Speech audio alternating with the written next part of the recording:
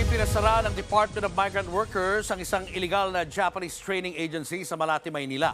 Ang modus, magpapatraining at mag-aalok ng trabaho pa Japan pero budol pala. Nasa frontline ng balitang yan si Rainiel Pawid.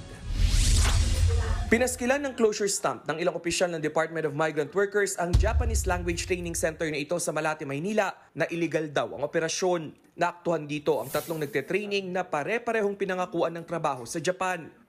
Pero budol pala. Ano sabi sa inyo?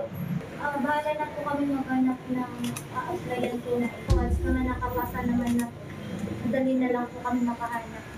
Ilan sa mga inaalok ng training center ang mga trabaho sa sektor ng hotel and restaurant service, food processing, caregiving, farming at food and beverage manufacturing. Ang isang caregiver sa Japan pwede raw sumahod ng 70,000 pesos kada buwan. Sa investigasyon ng DMW, 40,000 pesos ang binabayad ng kada biktima para sa 4 na buwang Japanese language training. May 6 umanong lisensyadong recruitment agency na kakuntsaba ang training center. Ito raw ang hahanap ng employer ng mga biktima oras na matapos ang language training. Pero paglilinaw ng DMW, red flag ang prosesong inaalok ng training center. Dapat ho, you go through a Philippine recruitment agency na license po ng DMW. Wala ho kayong babayaran.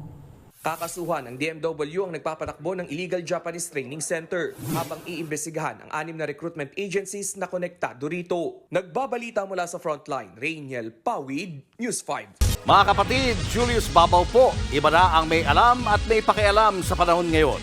Para sa frontline ng mga balita, mag-follow at mag-subscribe sa social media pages ng News 5.